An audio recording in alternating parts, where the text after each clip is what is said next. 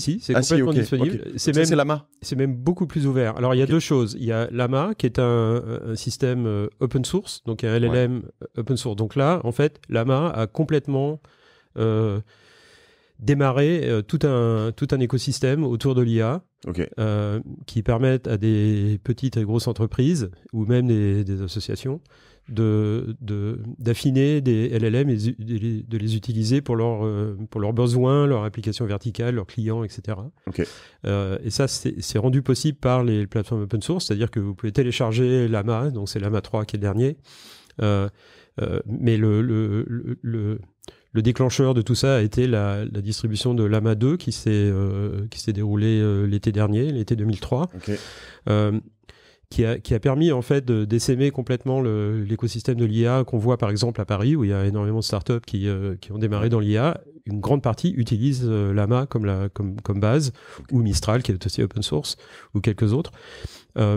Et ce que permettent les outils open source comme ça, donc on peut télécharger Llama ou Mistral et l'affiner, l'ajuster.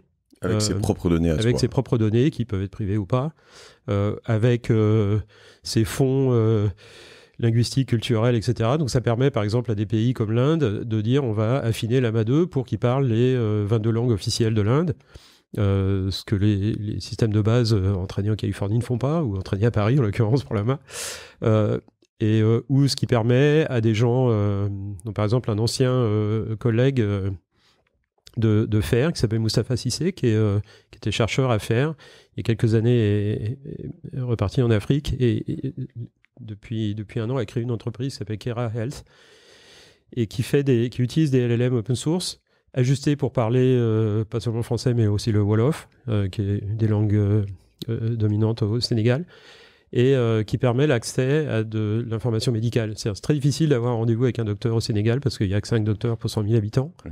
Et puis ils sont tous dans les grandes villes, donc si on est dans un village, on n'a pas accès. Mais par contre, on voudrait bien parler à un docteur, avoir l'information sur des symptômes, etc. Donc on peut parler à un LLM comme ça qui a été réentraîné pour parler le Wolof et donner l'information médicale. Sachant que là-dessus, souvent les grands Américains évitent de faire ce genre de choses parce qu'ils ont peur des responsabilités qu'on prend légales sur « Ouh là là, je veux pas te faire un diagnostic parce que sinon… » Exactement, mais donc c'est pas quelque chose que Meta ferait, mais par contre… si tu le fais toi-même, c'est ton problème. Voilà, avoir ces moteurs open source disponibles en fait permet à tous ces gens d'être très inventifs sur les utilisations des LLM.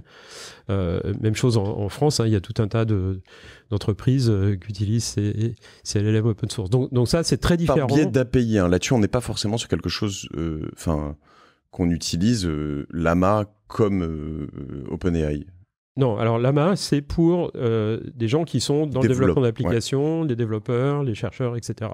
Et au-dessus de ça, il y a un produit développé par GenAI, donc à Meta, qui s'appelle MetaAI, et qui est donc un agent intelligent avec qui on peut dialoguer à travers WhatsApp, Messenger ou Facebook, ou même Instagram. D'accord. Et c'est disponible si on va sur WhatsApp, je peux l'ajouter et puis parler avec lui comme sur ChatGPT. Exactement. Par exemple. Et sur Facebook, c'est même plus amusant. Il y a des personnalités différentes en fait de ce LLM. Donc, par exemple, il y a un Dungeon Master, si on veut jouer à Donjons et Dragons, qui est personnifié par Snoop Dogg. Pourquoi Snoop Dogg, je ne sais pas, mais donc c'est un LLM parce qui a qu'il été est cool, ça suffit en fait. Voilà, qui est basé sur Llama 2, qui a été affiné pour être expert en Donjons et Dragons. Extra. Donc tout un tas de choses comme ça. Et puis ce système MetaAI est disponible à travers les lunettes connectées intelligentes de Meta, donc les Ray-Ban Meta, que je porte en ce moment sur le nez. C'est mes lunettes normales en fait, de correction de vue. Correctives, voilà. Et qui foncent au soleil, qui ont des caméras et donc qui sont connectés à un LLM. On peut lui parler, lui poser n'importe quelle question. Et puis on peut même lui demander de regarder la scène qu'on est en train de regarder et nous donner des commentaires. C'est-à-dire, je sais pas, on regarde un menu en japonais, on peut lui demander... et là, il va te parler, tu as des petits écouteurs... Des petits écouteurs par conduction... par le squelette en fait, donc c'est pas on peut entendre de l'extérieur, on peut jouer de la musique, etc. Trop bien. Et à terme, d'ici un an ou deux, il y aura des lunettes de ce type-là avec un afficheur dans les lunettes qui permettra, par exemple, en temps réel, de produire des sous-titres. Si quelqu'un nous parle dans une langue qu'on ne comprend pas, on aura les sous-titres automatiquement avec un délai de 2 secondes ou quelque chose comme ça. Donc, on connaît des gens à la com de Facebook, on va voir si on peut s'en procurer. Voilà, mais c'est pas pour tout de suite. La technologie est encore... Et puis on pourra interagir aussi avec ces systèmes-là, avec des bracelets, ce qu'on appelle des bracelets électromyographiques. Donc ça veut dire que c'est des bracelets qu'on porte sur les poignets, comme des bracelets normaux, qui ont des capteurs électriques qui capturent les courants électriques produits par les nerfs pour commander les muscles. Les muscles de la main ne sont pas dans la main, ils sont dans le bras. Okay. Et donc, avec ça, on peut inférer la position de la main. Et donc, on peut, en bougeant le pouce sur l'index, bouger un pointeur, par exemple, comme une souris, et puis cliquer. Et même, on peut taper au clavier avec les mains dans les poches. Donc, ça permettra un nouveau type d'interaction, en fait, avec les systèmes. Et à terme, toutes les interactions de tout un chacun avec le monde numérique se feront par l'intermédiaire d'un agent intelligent. C'est ce que fait... du coup, ça me fait penser à Apple et son casque, là. Quand tu cliques ou que tu fais ces choses-là, c'est assez impressionnant quand tu l'essayes. Tu l'as essayé, non? Ou je sais pas. Non, mais ça, il y a chez Meta depuis 2 ans. Hein, c'est Meta Quest 3. Apple, pas le chauffer, Yann Lequin. Apple essaie de grignoter, de rattraper leur retard. Et ils sortent un truc, d'abord qui est moins bon et qui est 7 fois plus cher. Donc non, je suis pas impressionné du tout. Pas du tout.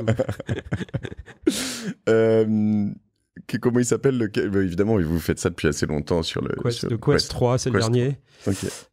Et puis il y a eu le Quest Pro avant, et puis le Quest 2, bien sûr, etc. Mais le Quest 3 est vraiment impressionnant, enfin, au niveau réalité virtuelle, réalité mixte.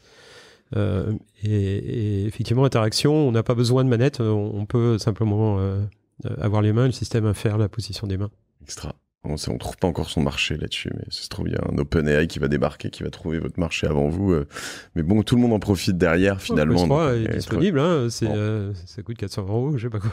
Ouais, on va essayer ça. Les lunettes intelligentes, c'est 300 €. Alors, la connexion avec Meta AI, le système, le LLM intelligent, n'est pas encore disponible en France ou en Europe. Pour l'instant, c'était déployé, je crois, aux États-Unis, dans quelques pays anglophones, mais il y a des questions de régulation, en fait. Pour le déploiement, on est obligé de s'assurer qu'on respecte la législation en vigueur en Europe. Ouais. C'est peut-être chose de la vie privée. En fait, c'est vrai que quoi qu'il arrive, tu te dis, quand j'ai un bracelet, des lunettes et quelque chose avec un géant américain, je vais pas te faire rentrer là-dedans, mais tu peux avoir une petite angoisse et te dire... on a ça avec les téléphones portables, oui, déjà, bien sûr, les smartphones sont connectés. Mais beaucoup de gens ont déjà ces angoisses, voilà. D'ailleurs. Mais, Google ou Apple savent à chaque seconde exactement où on est par GPS. Enfin bon, c'est pas nouveau. Hein.